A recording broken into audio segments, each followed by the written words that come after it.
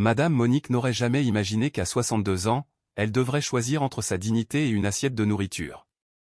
Mais lorsque Monsieur Stéphane Dubois, le propriétaire de la plus grande épicerie du marché, lui a exigé de charger 100 kg de marchandises en échange de quelques euros, elle a accepté, les larmes aux yeux. Ce qu'aucun des deux ne savait, c'est qu'un homme humble vêtu de blanc observait toute la scène depuis un coin, et ce qui s'est passé ensuite fut une pure justice. Avant de poursuivre cette histoire qui changera votre façon de voir la justice divine, je veux vous inviter à faire partie de notre famille. Cliquez sur le bouton d'abonnement, activez la petite cloche pour ne jamais manquer ces témoignages qui touchent l'âme, et dites-moi dans les commentaires d'où vous nous regardez aujourd'hui. Je suis ému de savoir qu'il y a des cœurs connectés depuis la France, la Belgique, la Suisse, le Québec et toute la francophonie. Partagez cette vidéo avec quelqu'un qui a aussi besoin de se rappeler que la justice divine arrive toujours. Le soleil de 6 heures du matin commençait à peine à réchauffer les rues pavées de Saint-Rémy. L'odeur du pain frais, tout juste sorti du fourni, se mêlait à l'arôme du café noir que l'on vendait dans les petits stands ambulants. Les coqs chantaient au loin et le son métallique des rideaux de fer des boutiques qui s'ouvraient marquait le début d'une autre journée au marché provençal. Madame Monique marchait lentement sur le trottoir, son foulard bleu usé sur les épaules et un vieux sac en toile pendant à son bras. Ses mains ridées, parcheminées par une vie de labeur, tremblaient légèrement, non pas à cause du froid matinal encore piquant, mais à cause de la faim qui lui tenaillait l'estomac depuis 2 jours en silence. Ses vieilles chaussures abîmées traînaient la poussière à chaque pas. « Mon Dieu !» murmurait-elle en marchant. « Aidez-moi à trouver quelque chose aujourd'hui, ne serait-ce qu'une crêpe, Seigneur, mes petits-enfants ont faim. » Monique vivait seule dans une petite maison de campagne à la périphérie du village, où elle s'occupait de ses 2 jeunes petits-enfants, Lucas, 7 ans, et Chloé, 5 ans, depuis que sa fille était partie chercher du travail à Paris et n'était jamais revenue. Chaque matin, Monique sortait chercher du travail, n'importe quoi, faire des ménages, laver le linge des autres, balayer les cours. Mais à 62 ans, avec un corps déjà fatigué, il était de plus en plus difficile que quelqu'un lui donne sa chance. Ce jour-là, comme tous les autres, elle arriva au marché avec l'espoir de trouver quelque chose. Le marché provençal était un lieu bouillonnant, plein de vie et de couleurs. Les étals de fruits exhibaient des piles méticuleusement arrangées de pommes, de poires, de pêches et d'abricots gorgés de soleil. Les vendeuses, derrière leur stand fumant, criaient « Goûtez mes quiches lorraines bien chaudes, mes pis saladières, mes fougasses ». Les enfants couraient entre les allées pendant que leur mère marchandait les prix. L'odeur du thym, du romarin et du pain frais emplissait l'air.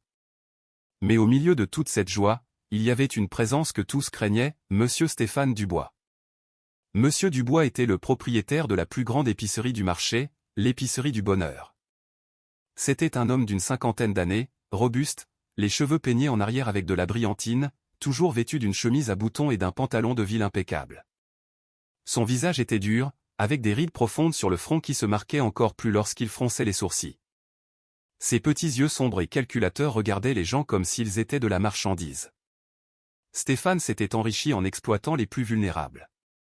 Il payait des salaires de misère à ses employés, leur exigeait des journées de 12 heures et si quelqu'un se plaignait, il le renvoyait sans réfléchir. Sur le marché, tout le monde lui devait quelque chose, une faveur, de l'argent prêté, un emplacement qu'il contrôlait, et il le savait. Il jouissait du pouvoir qu'il avait sur les gens. Ce matin-là, Monsieur Dubois était de mauvaise humeur. Un de ses manutentionnaires n'était pas venu et il devait décharger un camion rempli de sacs de riz, de farine, de sucre et de lentilles qui venait d'arriver. Maudit bon à rien, grognatait-il en regardant le camion garé devant son local. Toujours la même chose avec ces gens, ils ne servent à rien. C'est alors que ses yeux se posèrent sur Madame Monique, qui passait à proximité, cherchant timidement si quelqu'un avait besoin d'aide. « Et, vous, la vieille » lui cria-t-il d'une voix rauque. Monique se retourna, effrayée. « Vous parlez à moi, monsieur ? » ?»« Bien sûr que je vous parle. Vous ne voyez pas que vous êtes la seule ici ? Venez là. » Monique s'approcha lentement, la tête basse. « Dites-moi, patron. » Stéphane la toisa de haut en bas avec mépris. « J'ai besoin que vous me déchargiez ce camion. Ce sont 100 kg de sacs. Si vous le faites, je vous donne 10 euros. » Monique ouvrit de grands yeux, surprise. 10 euros, ce n'était pas beaucoup, mais c'était quelque chose. Elle pourrait acheter du pain, des lentilles et peut-être 1 litre de lait pour ses petits-enfants. Mais sans cager. Elle savait que son corps ne tiendrait pas. Ses genoux, son dos, ses bras lui faisaient déjà mal. Mais le besoin était plus grand que la peur. « Patron, dit-elle d'une voix tremblante, je ne sais pas si je peux porter autant. Je suis déjà âgé. Vous voulez le travail ou non ?» L'interrompit froidement Stéphane. « Sinon, fichez le camp. Il y a plein de gens ici qui veulent travailler. » Monique déglutit. Elle pensa à Lucas et Chloé qui l'attendaient à la maison, le ventre vide. Elle pensa au placard vide. Elle pensa au désespoir qui l'accompagnait chaque nuit. « Oui, patron, murmura-t-elle. Oui, je le fais. Alors au travail. Je n'ai pas toute la journée. » Monique s'approcha du camion. Les sacs étaient empilés jusqu'en haut. Ils étaient énormes, lourds, remplis de riz et de lentilles. Elle essaya de soulever le premier et put à peine le déplacer de quelques centimètres. Le poids la fit chanceler et elle faillit tomber en arrière. « Dépêchez-vous » lui cria Stéphane depuis l'intérieur de son local, sans même se retourner pour la voir. « Je n'ai pas de temps à perdre avec les fainéants. » Les larmes aux yeux, Monique rassembla toutes ses forces et réussit à charger le premier sac sur son dos courbé. Ses jambes tremblèrent sous le poids. Elle marcha lentement, traînant les pieds jusqu'à l'entrepôt du local. En laissant tomber le sac, elle sentit une douleur aiguë dans le dos qui la fit gémir. « Oh, mon Dieu !» murmura-t-elle entre ses dents. « Donnez-moi la force. » Mais il restait encore de nombreux sacs. Pendant ce temps, dans un coin du marché, assis sur un banc en bois usé, un homme observait toute la scène. Il portait une simple chemise blanche, un jean propre mais vieux et des sandales en cuir. Son visage était serein, avec des yeux profonds et compatissants qui semblaient voir au-delà du visible. Il avait les cheveux châtains, légèrement longs, et une barbe soignée. Personne ne lui prêtait attention. Il ressemblait à un travailleur du marché comme un autre. Mais cet homme n'était pas un travailleur ordinaire. C'était Jésus, et il était venu au marché ce matin-là parce qu'il savait que quelqu'un était sur le point de commettre une injustice et que quelqu'un d'autre était sur le point de recevoir une leçon qu'il n'oublierait jamais. Jésus observa Madame Monique charger le deuxième sac. Puis le troisième. Il vit ses genoux se plier, sa respiration devenir de plus en plus difficile, les larmes couler sur ses joues ridées sans qu'elle ne les essuie, car elle ne voulait pas perdre de temps. Il vit comment Monsieur Dubois, depuis l'intérieur de son local, la surveillait avec indifférence tout en comptant les billets dans la caisse enregistreuse. Et alors Jésus se leva, marcha lentement vers l'endroit où se trouvait Monique, qui à ce moment-là tentait de soulever le quatrième sac. Elle était si épuisée que ses mains tremblaient. « Permettez-moi, madame, dit Jésus d'une voix douce. Monique se retourna, surprise. « Non, jeune homme, ne vous dérangez pas. Je peux le faire. »« Je le sais, » répondit Jésus avec un sourire chaleureux, « mais vous n'avez pas à le faire seul. » Sans attendre de réponse, Jésus souleva le sac avec une facilité déconcertante et le porta jusqu'à l'entrepôt. Puis il revint pour un autre, et un autre, et un autre. Monique le regardait, les yeux remplis de larmes, cette fois de gratitude. « Que Dieu vous le rende, mon fils. Que Dieu vous le rende. » Mais ce qu'aucun des deux ne savait, c'est que Monsieur Dubois les observait de l'intérieur et était sur le point d'exploser de fureur, car ce qui allait se passer ensuite allait tout changer. Monsieur Dubois sortit de son local d'un pas ferme, le visage rouge de colère. Ses petits yeux brillaient de fureur alors qu'il s'approchait de Jésus et de Madame Monique. « Et, vous » cria-t-il en pointant Jésus du doigt. « Qui vous a dit de vous mêler de ceux qui ne vous regardent pas ?» Jésus posa le sac qu'il portait et se tourna calmement vers Stéphane. « J'aide simplement madame, patron. Le travail est trop lourd pour elle seule. »« Je m'en fiche. » rugit Stéphane. « Je l'ai embauchée elle, pas vous. Fichez le camp d'ici avant que je vous mette dehors à coups de pied. » Monique intervint rapidement d'une voix tremblante. « S'il vous plaît, patron. Le jeune homme veut seulement aider. Je finirai le travail, je vous le promets. »« La ferme, la vieille. » lui lança Stéphane sans même la regarder. « Et vous, dit-il en désignant à nouveau Jésus, partez maintenant ou j'appelle les gendarmes pour vous faire expulser. Ici, c'est moi qui commande. » Jésus le regarda droit dans les yeux. Il n'y avait pas de colère dans son regard, seulement une profonde tristesse.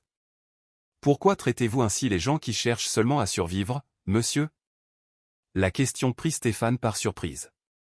Personne, absolument personne, n'osait le questionner sur son propre territoire. Comment osez-vous? Siffla-t-il entre ses dents. Pour qui diable vous prenez-vous pour venir me donner des leçons de morale? J'ai travaillé toute ma vie pour avoir ce que j'ai. Ces gens ne méritent rien parce qu'ils ne font rien. Madame Monique porte 100 kg à 62 ans pour 10 €, répondit Jésus d'une voix douce mais ferme. Cela vous semble ne rien faire? Stéphane serra les poings. C'est ce que vaut son travail. Si ça ne lui plaît pas, qu'elle s'en aille. Personne ne l'oblige à être ici. C'est la faim qui l'oblige, dit Jésus, et vous le savez. Un silence gêné s'installa. Quelques personnes du marché avaient commencé à s'arrêter, curieuses de ce qui se passait. Les vendeuses des étals de légumes murmuraient entre elles. Les jeunes manutentionnaires observaient de loin, impressionnés que quelqu'un ose affronter Monsieur Dubois. Stéphane se rendit compte qu'il avait un public et son orgueil ne lui permit pas de reculer. « Vous ne savez rien de la vie, gamin », cracha-t-il avec mépris. « Je suis arrivé ici sans rien. J'ai travaillé comme un forcené pour monter mon affaire, et maintenant que j'ai quelque chose, vous venez me dire comment je dois la gérer? Allez haut. » Jésus resta silencieux un moment, l'observant simplement. Puis il parla d'une voix qui, bien que calme, semblait remplir tout l'espace. Vous avez travaillé dur, c'est vrai, mais vous oubliez que des gens vous ont tendu la main lorsque vous aviez faim, vous aussi. Ou vous ne vous souvenez plus de quand vous demandiez crédit à l'épicerie de Monsieur Paul parce que vous n'aviez même pas de quoi manger. Le visage de Stéphane blêmit. Comment cet homme pouvait-il savoir cela? C'était il y a plus de 25 ans, quand il venait d'arriver à Saint-Rémy sans un sou en poche. Comment? Commença-t-il, mais il s'arrêta. Vous ne vous souvenez plus non plus, poursuivit Jésus, comment Madame Jeanne vous offrait du pain quand vous dormiez sur un banc du marché. Ou comment Monsieur Jean vous a donné du travail à son stand sans rien vous demander en retour, juste parce qu'il a vu que vous aviez faim. Stéphane recula d'un pas, comme s'il avait reçu un coup. Les gens autour se mirent à murmurer plus fort. Certains des commerçants les plus âgés hochaient la tête, se souvenant de ces jours. C'était il y a longtemps, balbutia Stéphane, visiblement perturbé. Les choses changent. J'ai changé. Oui, dit Jésus avec tristesse. Vous avez changé. Vous avez oublié d'où vous veniez. Vous avez oublié la douleur de la faim. Vous avez oublié ce que c'est que d'être invisible pour les autres. Stéphane sentit la honte et la rage se mélanger dans sa poitrine. Il ne pouvait pas permettre à cet inconnu de l'humilier ainsi, pas devant tout le monde. Assez, cria-t-il. Votre sermon à 2 balles ne m'intéresse pas. Dégagez de ma propriété, tout de suite. Jésus hocha lentement la tête. Je vais partir, monsieur, mais avant, laissez-moi finir d'aider Madame Monique avec les sacs. Après, vous ne me reverrez plus jamais par ici. Non. Elle le fera seule comme nous en avons convenu, et si elle ne peut pas, qu'elle s'en aille sans sa paix. Monique laissa échapper un sanglot étouffé. Elle avait à peine chargé 4 sacs sur plus de 20 qui restaient. Elle savait qu'elle ne pourrait pas finir. Elle savait qu'elle resterait sans ces 10 € dont elle avait tant besoin. Jésus la regarda avec une compassion infinie. Puis il se tourna vers Stéphane. Très bien, dit-il simplement, que votre volonté soit faite. Et sans un mot de plus, Jésus s'éloigna en marchant lentement entre les étals du marché jusqu'à se perdre dans la foule. Stéphane souffla, triomphant, et désigna Monique. Vous, continuez à travailler, et vous avez intérêt à finir avant midi, ou je ne vous paie pas un centime. Monique hocha la tête, les larmes coulant librement sur son visage. Elle retourna au camion et, avec un effort surhumain, tenta de soulever un autre sac, mais son corps ne répondait plus. Ses jambes cédèrent et elle tomba à genoux sur le sol, en sanglotant. « Je ne peux pas, murmura-t-elle. Pardonne-moi, mon Dieu, je ne peux pas. » Les femmes du marché observaient avec pitié, mais personne n'osait l'aider. Tous savaient que s'ils le faisaient, Stéphane les punirait aussi d'une manière ou d'une autre. C'est ainsi qu'il maintenait son pouvoir. Avec la peur. Stéphane la regarda depuis l'entrée de son local, les bras croisés, avec un sourire satisfait. Regardez-la, cette paresseuse qui pleurniche.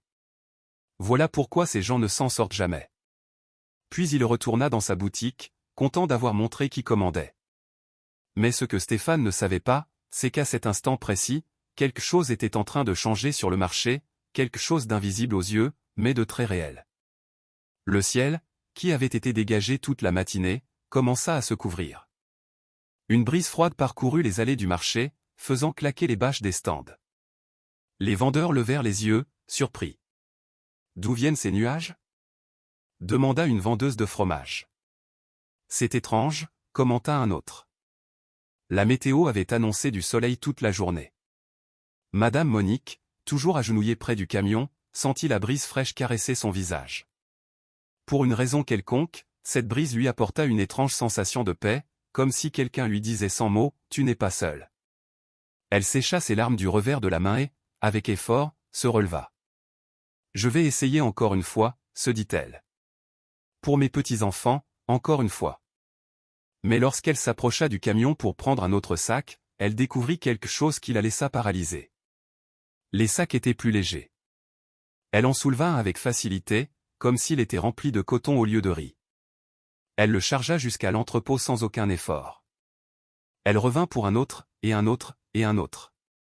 Elle ne comprenait pas ce qui se passait, mais elle sentait comme si des mains invisibles l'aidaient à porter le poids. En moins d'une demi-heure, elle avait fini de décharger tout le camion. Stéphane sortit de son local, incrédule. « Comment diable avez-vous fait ça si vite ?» Monique n'avait pas non plus de réponse. Elle savait seulement que quelque chose de miraculeux s'était produit. « J'ai terminé, patron, dit-elle d'une voix fatiguée. « Vous pouvez me payer, s'il vous plaît ?» Stéphane la regarda avec méfiance, mais sortit un billet de 10 € de la poche de sa chemise. « Voici vos 10 €. Et ne ramenez plus d'aide sans ma permission. »« Je n'ai amené personne, patron, » grogna Stéphane avant de rentrer dans sa boutique. Monique prit le billet avec des mains tremblantes et le rangea dans son sac en toile. Puis, avant de partir, elle regarda le ciel nuageux et murmura « Merci, Monseigneur, merci. » Et elle partit en direction de sa maison, marchant lentement, sans encore comprendre complètement ce qui s'était passé, mais sentant dans son cœur que Dieu ne l'avait pas abandonnée. Ce que Monique ne savait pas, c'est que la véritable épreuve de Stéphane ne faisait que commencer. Car ce même après-midi, alors que le marché était bondé de gens faisant leurs courses pour le repas du soir, quelque chose d'extraordinaire allait se produire à l'épicerie du bonheur, quelque chose que personne n'attendait, quelque chose qui allait changer la vie de Monsieur Stéphane Dubois pour toujours. Partie 3. Avant de continuer avec ce qui est arrivé à Monsieur Dubois cet après-midi-là, je veux vous demander quelque chose du fond du cœur. Si cette histoire vous touche l'âme, si vous sentez que Dieu vous parle aussi à travers ces mots, partagez-la avec quelqu'un d'autre. Envoyez cette vidéo à ce membre de votre famille, à cet ami qui a aussi besoin de se rappeler que la justice divine arrive toujours. Et si vous n'êtes pas encore abonné, faites-le maintenant. Ici, nous partageons des témoignages réels qui renforcent la foi. Activez la petite cloche pour ne jamais manquer une histoire. Maintenant, continuons. Il était 15 h lorsque le marché était à son point le plus animé. Les mères de famille arrivaient pour acheter le nécessaire pour préparer le dîner. L'odeur du basilic fraîchement coupé, des herbes de Provence et de la viande grillée emplissait l'air. Les enfants couraient entre les allées en demandant des glaces. Les commerçants vantaient leurs produits à tue-tête. Goûtez mes olives, mes tomates fraîches du jardin, mes melons de Cavaillon. Servez-vous. Monsieur Dubois était derrière le comptoir de son épicerie, comptant l'argent des ventes de la matinée. La journée avait été bonne. Il souriait, satisfait, en séparant les billets de 50, de 20, de 10. Il adorait le son de l'argent qu'on compte, l'odeur du papier neuf, la sensation de pouvoir que lui donnait le fait d'en avoir tant alors que d'autres n'avaient rien. C'est ça, travailler intelligemment, se disait-il, pas comme ces imbéciles qui se tuent à la tâche pour des miettes.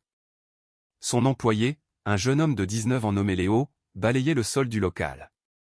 Il était mince, la peau matalée par le soleil, et portait un t-shirt blanc taché de poussière. Il travaillait pour Stéphane depuis 6 mois, du lundi au dimanche, de 6 h du matin à 8 h du soir, pour à peine 100 € par semaine. « Léo !» cria Stéphane sans lever les yeux de son argent.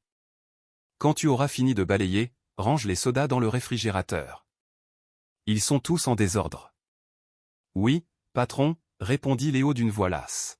« Et tu as intérêt à le faire bien, pas comme hier où tu as laissé les coca devant les oranginas. Combien de fois dois-je te dire comment faire ? Pardon, patron, aujourd'hui je le ferai bien. Stéphane souffla avec dédain.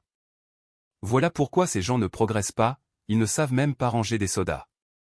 Juste à ce moment-là, un homme que Stéphane ne reconnut pas entra dans le local.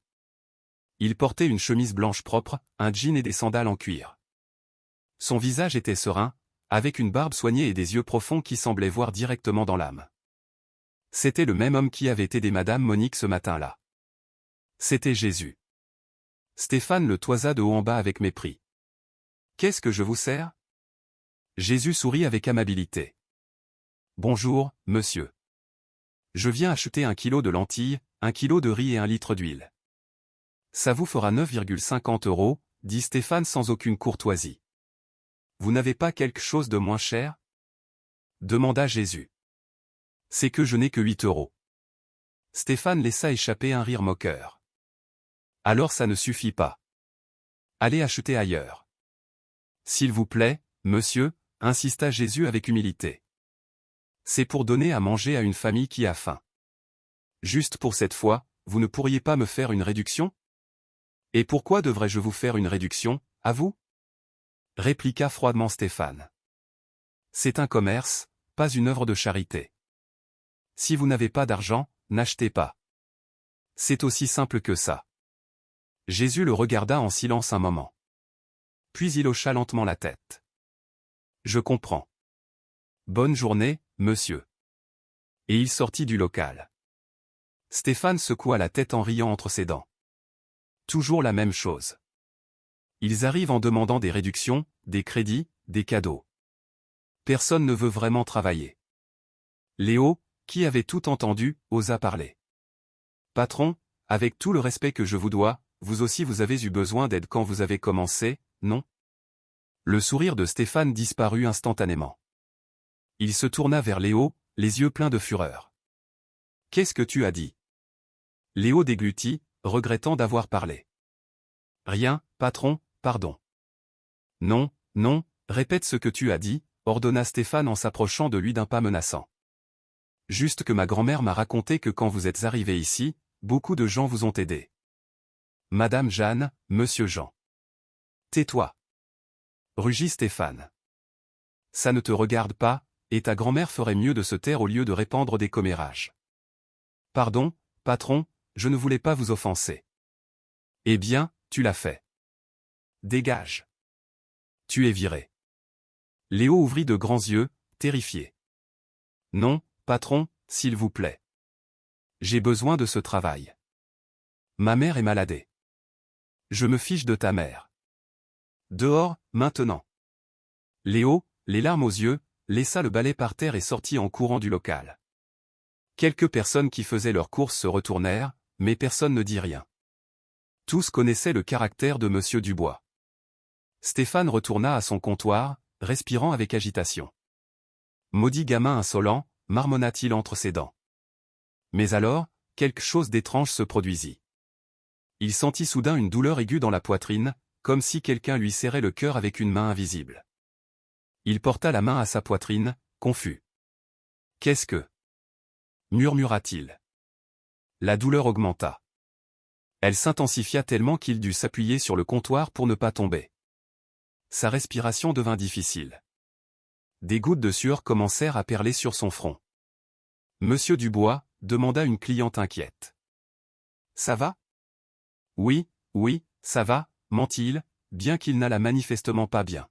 « J'ai juste besoin d'un moment. » Il se dirigea en titubant vers l'arrière-boutique, où il gardait un vieux lit de camp pour se reposer.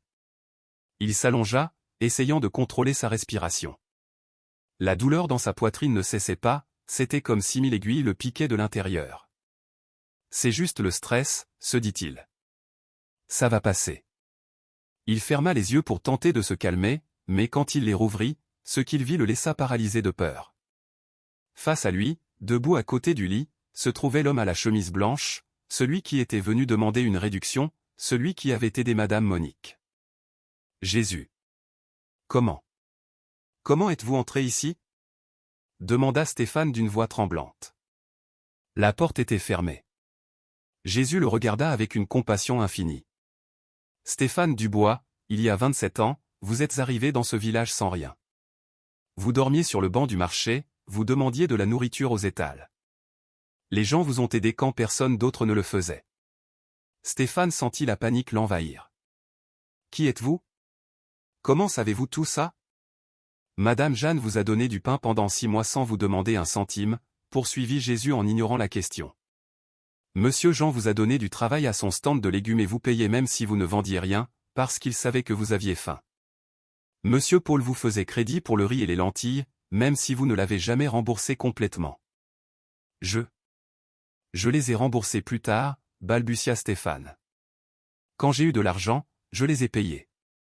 Vous ne les avez jamais remboursés, dit Jésus avec fermeté, mais sans colère.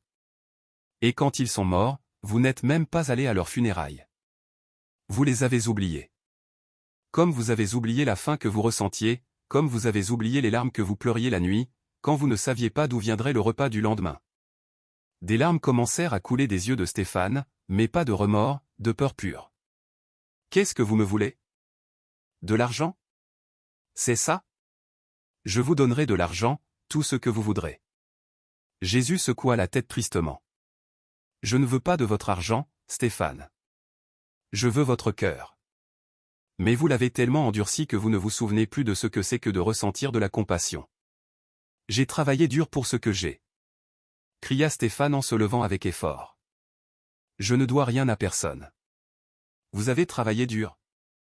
Oui, répondit Jésus. Mais vous avez oublié que d'autres aussi travaillent dur. Madame Monique porte 100 kg à 62 ans pour 10 €. Léo travaille 14 heures par jour pour 100 € par semaine. Et vous, vous avez plus que ce dont vous avez besoin, mais vous ne partagez pas une seule miette. C'est mon argent. Je l'ai gagné. Vous l'avez gagné en exploitant ceux qui n'ont pas d'autre choix, dit Jésus d'une voix ferme. Vous l'avez gagné en profitant de la faim des autres. Vous l'avez gagné en oubliant d'où vous venez. La douleur dans la poitrine de Stéphane augmenta encore plus. Il tomba à genoux, haletant. S'il vous plaît. Aidez-moi. Je meurs. Jésus s'agenouilla devant lui et posa une main sur son épaule. Instantanément, la douleur disparut. Stéphane respira profondément, sentant l'air remplir à nouveau ses poumons sans difficulté. Il regarda Jésus, les yeux pleins de larmes. Qui êtes-vous? Jésus sourit avec tendresse. Je suis celui qui a aussi été pauvre, celui qui a aussi eu faim, celui qui a aussi été rejeté par ceux qui avaient le pouvoir.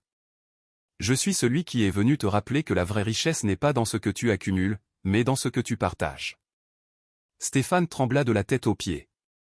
Quelque chose en lui, quelque chose qui avait été endormi pendant des décennies, commença à se réveiller. C'était un sentiment qu'il avait complètement oublié. La vraie honte, le vrai remords. Je ne savais pas, murmura-t-il. Si, tu savais, répondit Jésus avec douceur. Tu l'as toujours su, mais tu as choisi de l'ignorer. Tu as choisi l'argent plutôt que les gens. Tu as choisi le pouvoir plutôt que la compassion. Stéphane sanglota, se couvrant le visage de ses mains. Pardonnez-moi. Pardonnez-moi, Seigneur. Jésus posa une main sur sa tête, comme un père consolant son fils. Il est encore temps, Stéphane. Tu peux encore changer. Mais tu dois choisir. Continueras-tu à être l'homme qui oublie son passé? Ou seras-tu l'homme qui se souvient d'où il vient et aide les autres à arriver là où il est arrivé? Stéphane leva le regard, le visage inondé de larmes. Je veux changer, mais je ne sais pas comment. Commence par le plus simple, dit Jésus. Demande pardon à Léo. Rends-lui son travail, paie-le justement. Et quand tu verras quelqu'un qui a faim, souviens-toi de ton estomac vide il y a 27 ans. Jésus se leva. Et surtout, Stéphane, souviens-toi de ceci, chaque fois que tu aides le plus petit, le plus pauvre, le plus oublié, c'est moi que tu aides. Et sur ce, Jésus se dirigea vers la porte de l'arrière-boutique et sortit. Stéphane resta agenouillé sur le sol, tremblant, pleurant, sentant comme s'il venait de se réveiller d'un rêve de 27 ans, un rêve dans lequel il avait oublié qui il était vraiment. Mais maintenant, pour la première fois en des décennies, il se souvenait de tout. Et ce qu'il ferait ensuite changerait non seulement sa vie, mais celle de tout le monde sur le marché. Partie 4. Stéphane resta agenouillé dans l'arrière-boutique pendant plusieurs minutes, incapable de bouger. Les larmes continuaient de couler sur ses joues, mais ce n'étaient plus des larmes de peur, mais de honte profonde. Honte pour tout ce qu'il avait fait, pour chaque personne qu'il avait exploitée, pour chaque acte de cruauté déguisé en affaire. Il s'essuya le visage avec la manche de sa chemise et se leva avec difficulté. Ses jambes tremblaient. Il regarda ses mains. Ses mains qui avaient compté tant d'argent sans se soucier d'où il venait ni aux dépens de qui. « Que ai-je fait » murmura-t-il pour lui-même.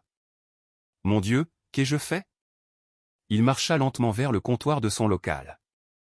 Dehors, les clients continuaient d'entrer et de sortir, ignorant ce qui venait de se passer dans l'arrière-boutique. Le marché continuait à son rythme habituel. Cris, rires, marchandages, l'agitation de toujours. Mais pour Stéphane, tout avait changé. Il resta debout derrière le comptoir, regardant son commerce avec des yeux nouveaux. Les étagères remplies de produits, la caisse enregistreuse pleine de billets, les sacs de riz, de lentilles et de sucre empilés. Tout cela, il l'avait obtenu, oui, mais à quel prix ? Il pensa à Madame Monique chargeant ses 100 kilogrammes avec son corps déjà fatigué. Il pensa à Léo, travaillant 14 heures par jour pour un salaire misérable. Il pensa à tous les employés qu'il avait licenciés sans ménagement, à tous les fournisseurs qu'il avait trompés, à tous les clients pauvres auxquels il avait refusé une réduction, un crédit, une simple marque de compassion. Et pour la première fois en 27 ans, il sentit le poids de tout cela sur sa conscience. « Je ne peux pas continuer comme ça », se dit-il. « Je ne peux pas. » Il sortit précipitamment du local, laissant la caisse ouverte et le commerce sans surveillance. Les clients le regardèrent, surpris, mais il ne dit rien. Il devait trouver Léo avant qu'il ne soit trop tard. Il courut dans les allées du marché, demandant à tous ceux qu'il rencontrait. « Avez-vous vu Léo ? Le jeune qui travaillait avec moi ? Il est parti en pleurant tout à l'heure, Monsieur Dubois, lui répondit une vendeuse de fromage. Il allait vers la sortie. Stéphane continua de courir, son cœur battant la chamade. Finalement, il le trouva assis sur un banc à l'extérieur du marché, la tête entre les mains, sanglotant en silence. « Léo » cria Stéphane en s'approchant. Le jeune homme leva les yeux, surpris et effrayé. Il se leva immédiatement, pensant que Stéphane venait encore lui crier dessus. « Patron, je m'en vais, je ne veux pas de problème. » Mais ce qui se passa ensuite laissa Léo complètement paralysé. Monsieur Stéphane Dubois, l'homme le plus fier et le plus dur du marché, s'agenouilla devant lui. « Léo, dit-il d'une voix brisée, pardonne-moi. Pardonne-moi pour tout. » Léo cligna des yeux, confus. « Patron, je ne suis pas votre patron, » l'interrompit Stéphane, les larmes aux yeux. « Je ne mérite d'être le patron de personne. Je t'ai traité pire qu'un animal. Je t'ai payé une misère pour un travail qui vaut bien plus. Je t'ai humilié, je t'ai crié dessus, je t'ai manqué de respect et aujourd'hui, je t'ai viré pour avoir dit la vérité. » Les larmes de Léo, qui s'étaient momentanément séchées par la surprise, se remirent à couler. « Je voulais juste mon travail, monsieur. Ma mère est malade et j'ai besoin d'argent pour ses médicaments. »« Je sais, » répondit Stéphane en sortant son portefeuille de la poche arrière de son pantalon. Il sortit tous les billets qu'il y avait. Il y avait plus de 300 €. Il les tendit à Léo. « Tiens, c'est pour les médicaments de ta mère. Et ça, il sortit plus d'argent d'une autre poche, c'est ton salaire des 2 prochaines semaines, avec une augmentation. À partir de maintenant, tu gagneras 250 € par semaine. Tu ne travailleras que 8 heures par jour et tu auras tes dimanches. » Léo regarda l'argent, puis Stéphane, puis l'argent à nouveau. Il n'en croyait pas ses oreilles. « Monsieur, je ne comprends pas pourquoi. »« Parce que j'étais aveugle, » répondit Stéphane en se relevant. « Mais quelqu'un m'a ouvert les yeux aujourd'hui. Quelqu'un m'a rappelé d'où je viens et je ne veux plus être l'homme que j'étais. » Léo prit l'argent avec des mains tremblantes. « Merci, patron. Merci. Vous ne savez pas à quel point j'en avais besoin. »« Ne me remercie pas moi, » dit Stéphane avec humilité. « Remercie-le lui, et il montra le ciel. » Ce même après-midi, Stéphane fit quelque chose que personne au marché n'avait jamais vu. Il ferma son local 2 heures plus tôt et sortit, chargeant des sacs remplis de nourriture, riz, lentilles, huile, sucre, conserves de thon, pâtes, lait. Il marcha dans les rues de Saint-Rémy jusqu'à atteindre un quartier défavorisé des alentours, où vivaient les familles qui survivaient à peine avec le minimum. Il frappa de porte en porte, offrant de la nourriture. « Bonjour, madame. Je vous apporte ceci pour vous et votre famille. » Les gens le regardaient avec méfiance au début. Tous connaissaient Monsieur Dubois, savaient comment il était. Ils pensaient que c'était une ruse, un piège. Mais Stéphane insistait avec humilité. « Je ne veux rien en échange. Je veux seulement vous demander pardon pour la façon dont je vous ai traité toutes ces années. S'il vous plaît, acceptez. » Une par une, les familles commencèrent à ouvrir leurs portes et leurs cœurs. Certains pleuraient de gratitude, d'autres hochaient simplement la tête en silence, sans encore comprendre ce qui était arrivé au monsieur Dubois qu'ils connaissaient. Quand il arriva à la petite maison de campagne de Madame Monique, il trouva la vieille femme assise dehors, en train de préparer des artichauts pour le dîner de ses petits-enfants. « Madame Monique, » dit Stéphane en s'approchant humblement. Elle leva les yeux, surprise. « Monsieur Dubois, que faites-vous par ici ?» Stéphane laissa tomber les sacs de nourriture devant et les s'agenouilla à nouveau. « Je viens vous demander pardon, madame. Ce que je vous ai fait ce matin était d'une cruauté impardonnable. Vous méritez le respect, pas l'exploitation. S'il vous plaît, pardonnez-moi. » Monique le regarda, les yeux pleins de larmes. « Oh, mon fils, je vous ai déjà pardonné ce matin. Dieu nous enseigne à pardonner. Vous êtes une meilleure personne que moi, » dit Stéphane d'une voix brisée. « Mais je veux me racheter. Ces provisions sont pour vous et vos petits-enfants. Et demain, si vous acceptez, j'aimerais vous donner un travail dans mon local. Un travail digne, avec un bon salaire, sans porter de choses lourdes. Juste ranger les produits, servir les clients.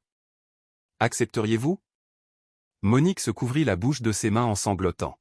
« Vraiment, monsieur Dubois ? Vous me donneriez vraiment du travail ?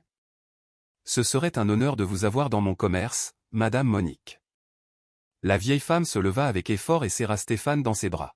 « Que Dieu vous bénisse, mon fils.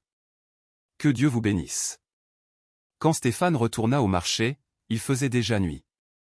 Les lumières des stands s'éteignaient une par une. Les commerçants ramassaient leurs marchandises. Le brouhaha de la journée se transformait en un silence tranquille. Stéphane entra dans son local et s'assit sur la chaise derrière le comptoir. Il regarda autour de lui, le commerce qu'il avait construit avec tant d'efforts, mais aussi avec tant de dureté de cœur. À partir de demain, se dit-il, tout sera différent. Je ne serai plus l'homme qui oublie, je serai l'homme qui se souvient. Et à ce moment-là, il ressentit une paix qu'il n'avait pas connue depuis des décennies, une paix profonde, comme si un poids énorme avait été retiré de ses épaules. Le lendemain matin, en ouvrant son local, Stéphane plaça une nouvelle pancarte à l'entrée, « Ici, nous aidons ceux qui en ont besoin. Si vous avez faim et pas d'argent, entrez.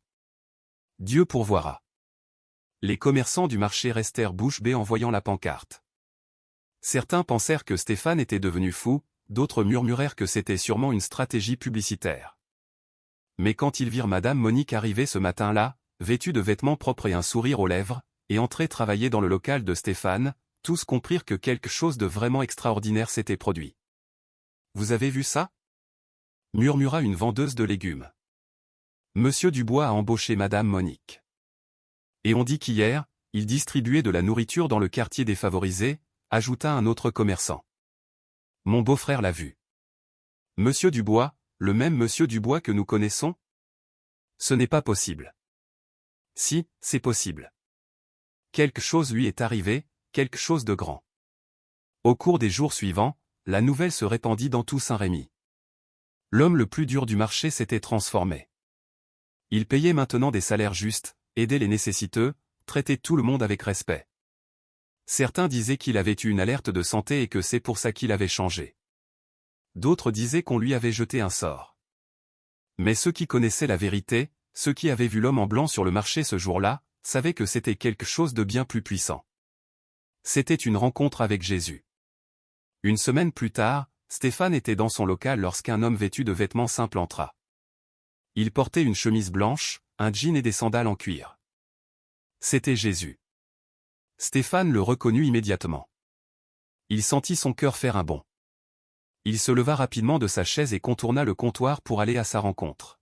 « Seigneur, dit-il d'une voix tremblante, vous êtes revenu. » Jésus sourit avec tendresse. Je suis venu voir comment tu allais, Stéphane, et voir si ce que tu m'avais promis était sincère.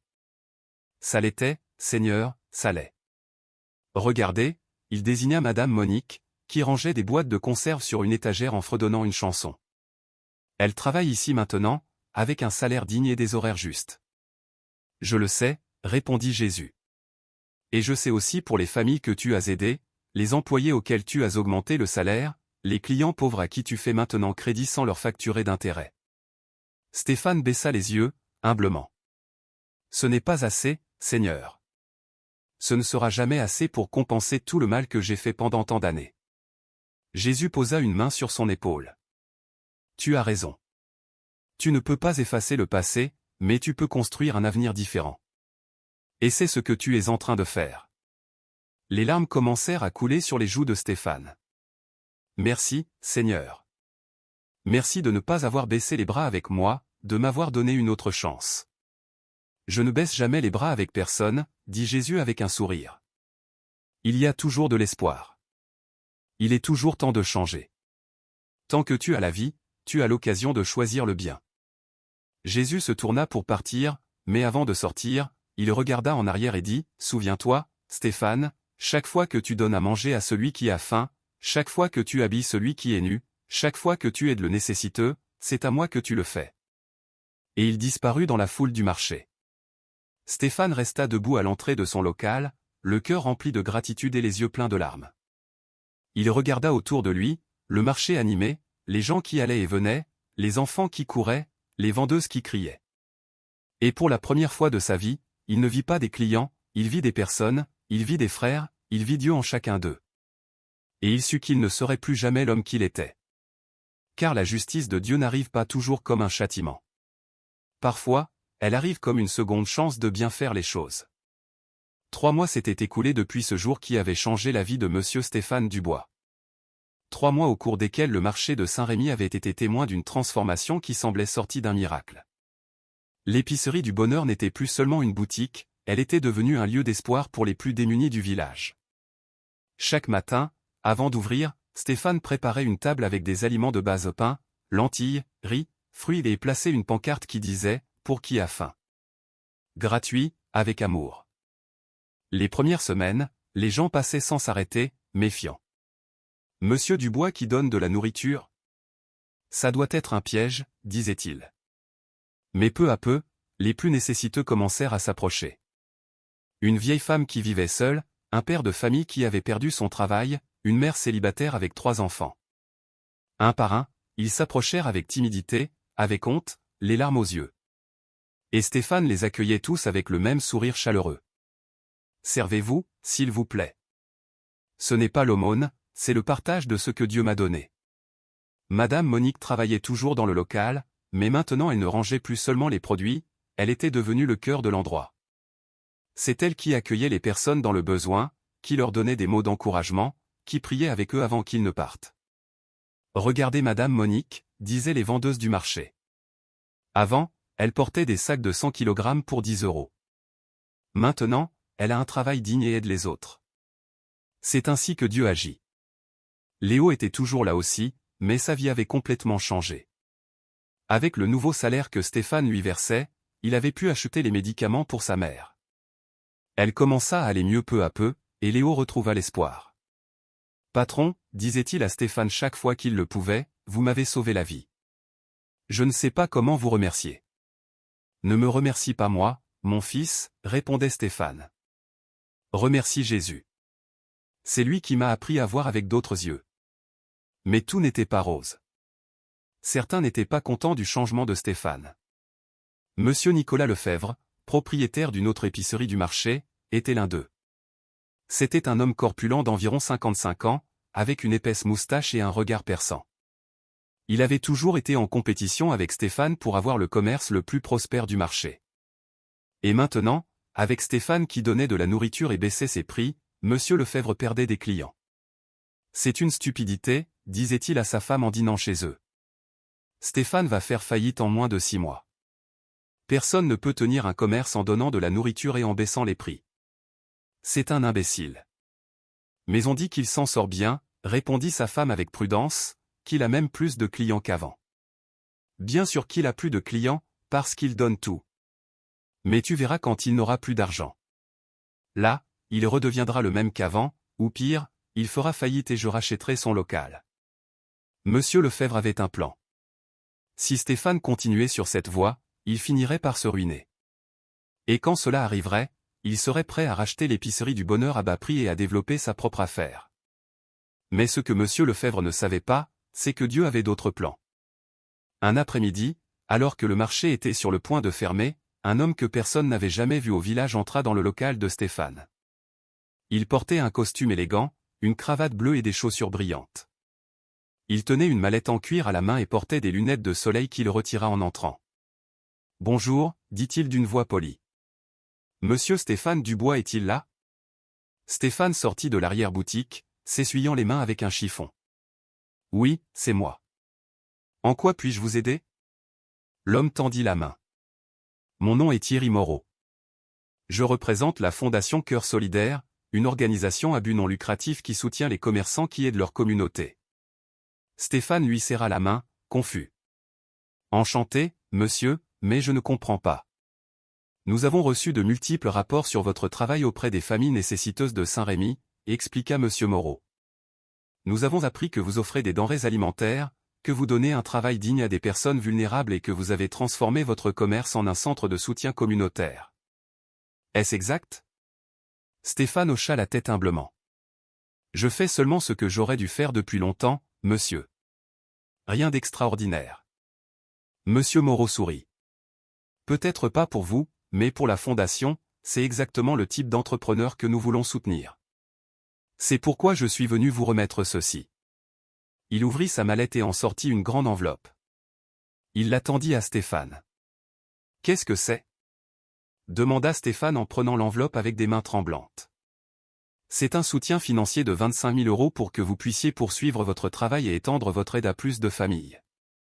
Ce n'est pas un prêt, c'est un don. Sans condition. Stéphane sentit ses jambes flageoler. Il dut s'asseoir sur la chaise derrière le comptoir.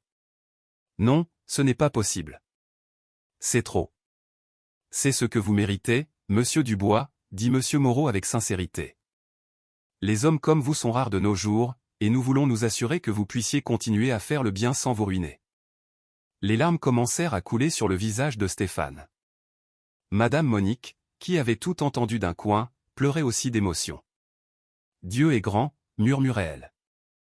Dieu est grand, Seigneur Jésus. Monsieur Moreau prit congé avec une poignée de main et sortit du local.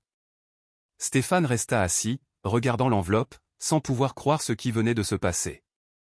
Tu vois, Stéphane, dit une voix familière derrière lui. Stéphane se retourna rapidement. Jésus était là, appuyé contre le cadre de la porte de l'arrière-boutique, avec sa chemise blanche et ce sourire plein d'amour. Seigneur, murmura Stéphane en se levant. Quand tu donnes sans rien attendre en retour, dit Jésus, le ciel se charge de te le rendre au centuple. Non pas parce que tu le mérites, mais parce que Dieu prend soin de ceux qui prennent soin des autres. Stéphane s'approcha de Jésus et tomba à genoux devant lui. Je ne sais pas quoi dire, Seigneur. C'est trop.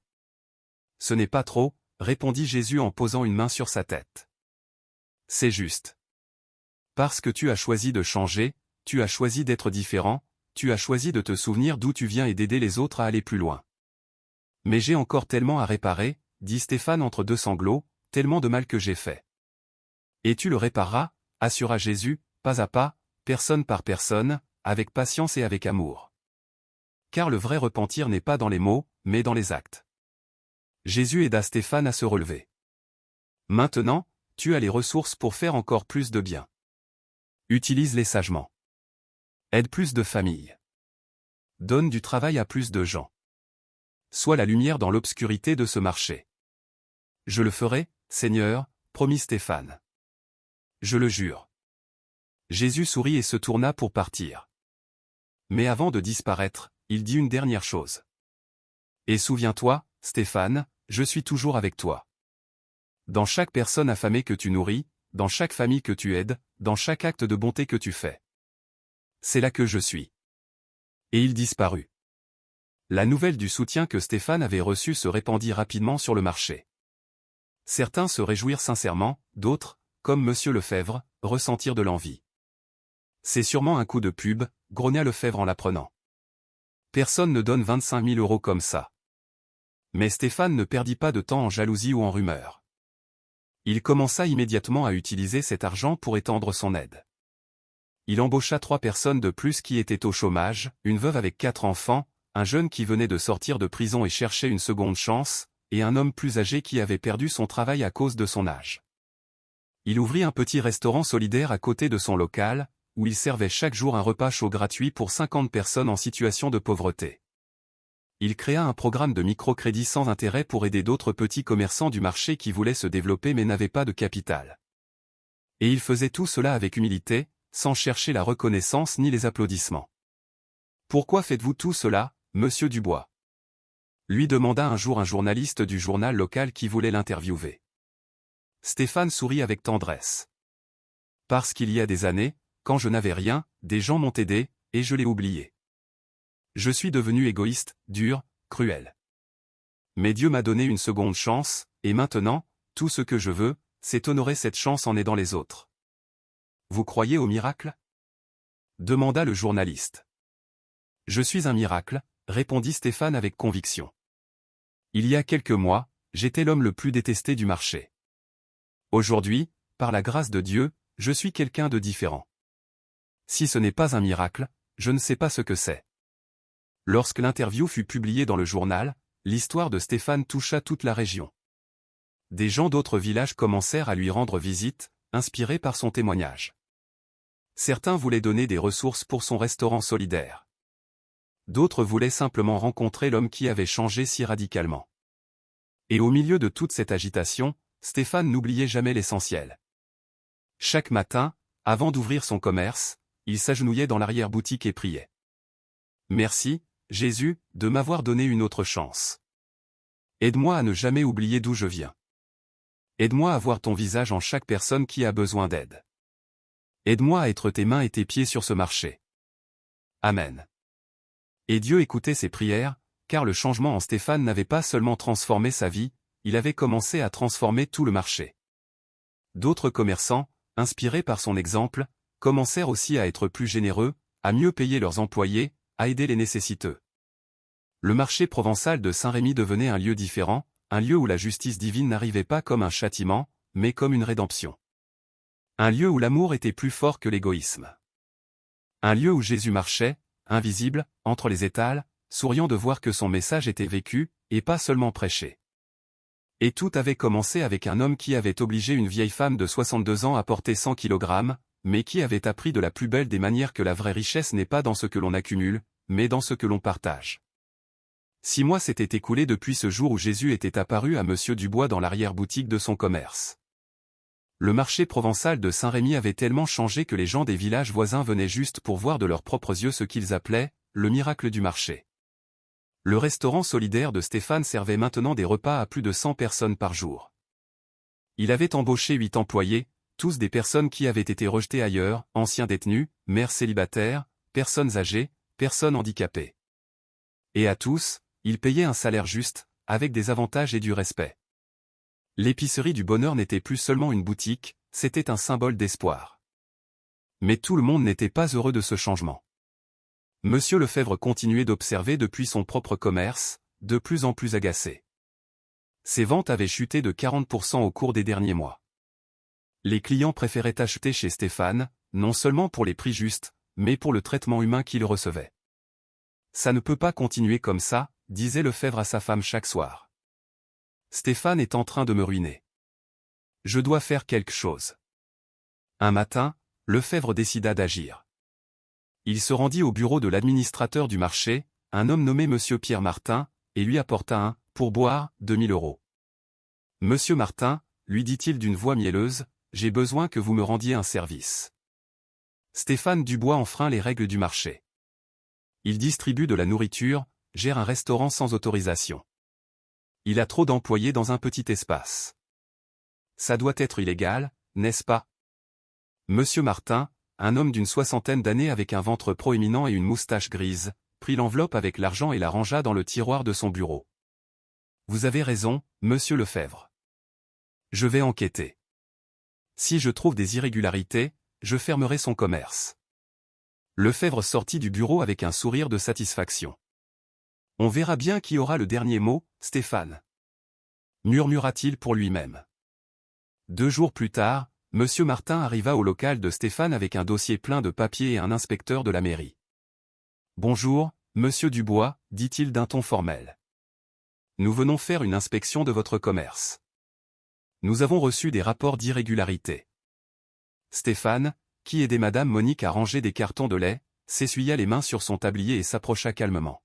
« Entrez, Monsieur Martin. Vous pouvez vérifier tout ce dont vous avez besoin.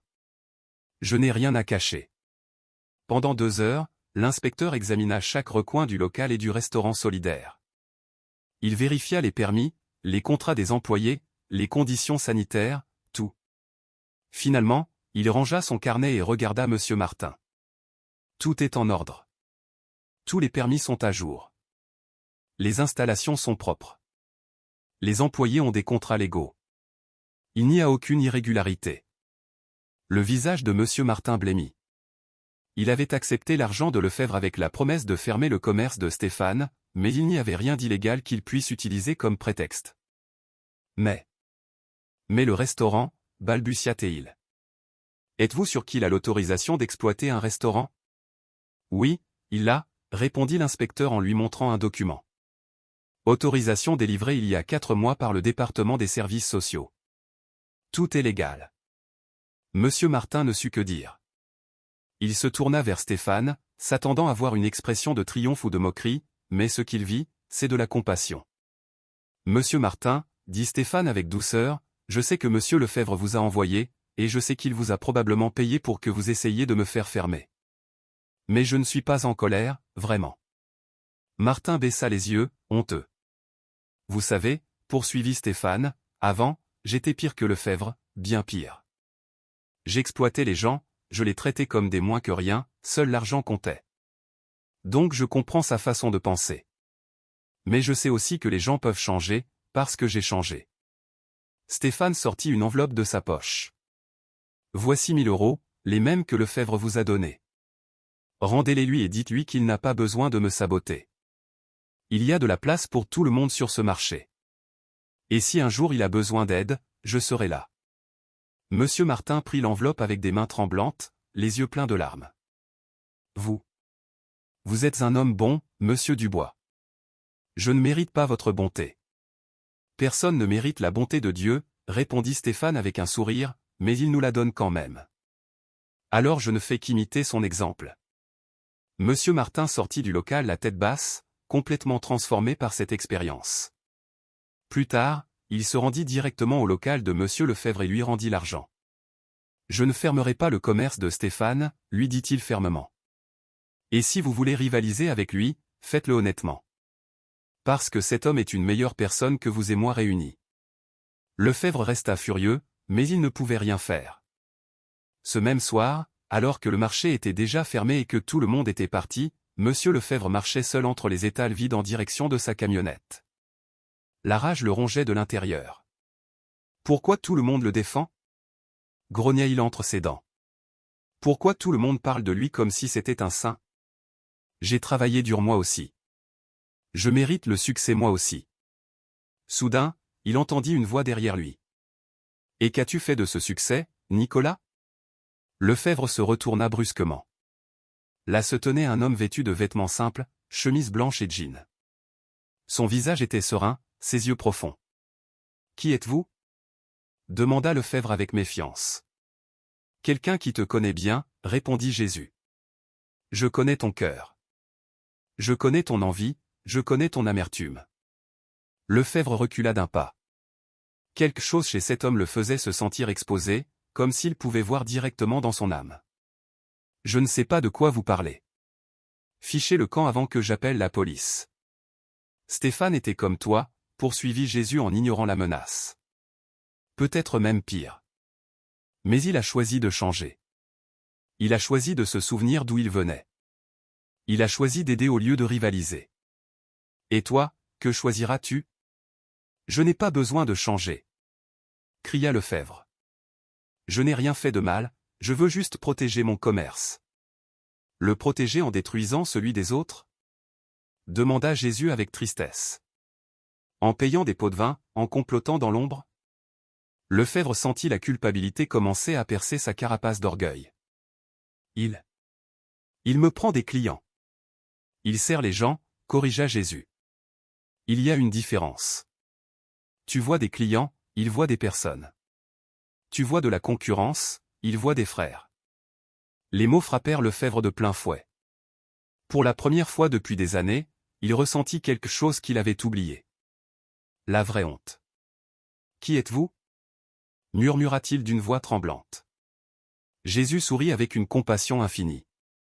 Je suis celui qui t'aime aussi, toi, Nicolas. Même si tu as essayé de blesser Stéphane, même si tu as agi par envie, je t'aime tout autant. Et j'attends que toi aussi, tu choisisses de changer. Les larmes commencèrent à couler des yeux de Lefebvre. Non. Je ne peux pas. Je suis trop fier. Trop. Il n'est jamais trop tard, dit Jésus en posant une main sur son épaule. Stéphane a changé à 50 ans. Tu en as 55. Tu as encore le temps. Tu peux encore choisir un chemin différent.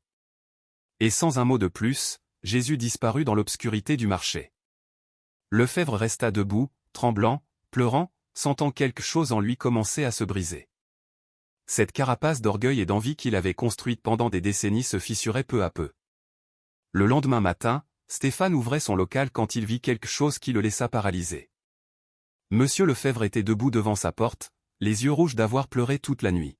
« Stéphane, dit-il d'une voix brisée, j'ai besoin de te parler. » Stéphane laissa les clés de côté et s'approcha. « Dis-moi, Nicolas. C'est moi qui ai envoyé l'inspecteur. C'est moi qui ai payé monsieur Martin pour qu'il essaie de te faire fermer. Lefebvre se couvrit le visage de ses mains en sanglotant. J'ai été un misérable avec toi et avec tant d'autres. Pardonne-moi, s'il te plaît, pardonne-moi. Stéphane sentit ses propres yeux s'emplir de larmes. Il ouvrit les bras et serra Lefebvre avec force. Je te pardonne, mon frère. Je te pardonne. Les deux hommes pleurèrent, enlacés, au milieu du marché qui commençait à peine à s'éveiller. Les commerçants qui passaient s'arrêtaient, stupéfaits de voir cette scène. Si j'ai pu changer, murmura Stéphane, tu le peux aussi. Jésus n'abandonne personne. Il est venu me voir hier soir, confessa Lefebvre entre deux sanglots. Un homme en blanc. Il m'a dit des choses que personne ne pouvait savoir. Et il m'a fait voir qui je suis vraiment. Je sais, répondit Stéphane avec un sourire. Il est venu me voir aussi. Et il m'a sauvé de moi-même. À partir de ce jour, monsieur Lefebvre changea aussi. Pas du jour au lendemain, mais peu à peu. Il commença à mieux traiter ses employés, baissa ses prix, se mit à aider les nécessiteux, inspiré par l'exemple de Stéphane. Et les deux hommes, qui étaient autrefois rivaux, devinrent des frères, des alliés, des exemples vivants que Dieu peut transformer n'importe quel cœur, aussi dur soit-il. Un an après le jour où Jésus lui était apparu pour la première fois, Stéphane était assis sur un banc du marché, observant tout le mouvement. Madame Monique servait dans le local avec un sourire. Léo chargeait des caisses en sifflotant une chanson. Le restaurant solidaire était plein de familles qui mangeaient avec gratitude. Satisfait de ce que tu vois? Demanda une voix familière. Stéphane se retourna. Jésus était là, assis à côté de lui, avec ce sourire qui irradiait la paix. Seigneur, murmura Stéphane, les yeux pleins de larmes. Oui. Plus que satisfait. Reconnaissant. Tu as bien choisi, Stéphane, dit Jésus. Quand je t'ai donné le choix de rester qui tu étais ou de changer, tu as choisi de changer. Et regarde tout ce que tu as accompli. Tu n'as pas seulement transformé ta vie, tu as transformé ce marché, tu as transformé Nicolas, tu as transformé des dizaines de familles. C'est grâce à vous, Seigneur. Sans vous, je serais toujours le même homme cruel. Je t'ai seulement montré le chemin, répondit Jésus. C'est toi qui as décidé de le parcourir. Stéphane regarda à nouveau autour de lui, le cœur rempli de paix. Savez-vous ce qui est le plus beau dans tout ça, Seigneur? Quoi? C'est que maintenant, je comprends que la vraie justice n'est pas la vengeance, c'est la restauration. ce n'est pas de punir le méchant, c'est de le transformer en quelqu'un de bon. Et c'est ce que vous avez fait avec moi. Jésus posa une main sur son épaule. Et c'est ce que je veux que tu continues à faire avec les autres. Parce que chaque personne qui change, change un peu le monde. Et si nous changions tous, le monde entier serait différent. Je continuerai, Seigneur. Je vous le promets. Jésus se leva. Je le sais. C'est pour ça que je te fais confiance. Et souviens-toi, je serai toujours avec toi. Dans chaque acte de bonté, dans chaque geste d'amour, dans chaque moment où tu choisis de faire le bien au lieu du mal. C'est là que je suis. Et il disparut dans la foule du marché. Stéphane resta assis un moment de plus, respirant profondément, sentant la présence de Dieu dans son cœur. Puis il se leva et retourna à son travail. Car il y avait de la nourriture à distribuer, des gens à aider, des vies à transformer. Et tout cela, parce qu'un jour, Jésus lui avait enseigné que la vraie richesse n'est pas dans ce que l'on accumule, mais dans ce que l'on partage avec amour. Réflexion finale. Aujourd'hui, j'ai partagé avec vous l'histoire de Monsieur Dubois, un homme qui a obligé une vieille femme de 62 ans à porter 100 kg pour quelques euros, mais qui a appris la plus grande leçon de sa vie lorsque Jésus lui est apparu. Maintenant, je veux vous demander quelque chose du fond du cœur. Et vous? Y a-t-il quelque chose dans votre vie que vous devez changer? Y a-t-il quelqu'un à qui vous devez demander pardon? Y a-t-il un acte de bonté que vous avez reporté? Souvenez-vous, il n'est jamais trop tard pour changer, il n'est jamais trop tard pour choisir le bien, il n'est jamais trop tard pour que Jésus transforme votre cœur. Si cette histoire a touché votre âme, partagez-la avec quelqu'un d'autre.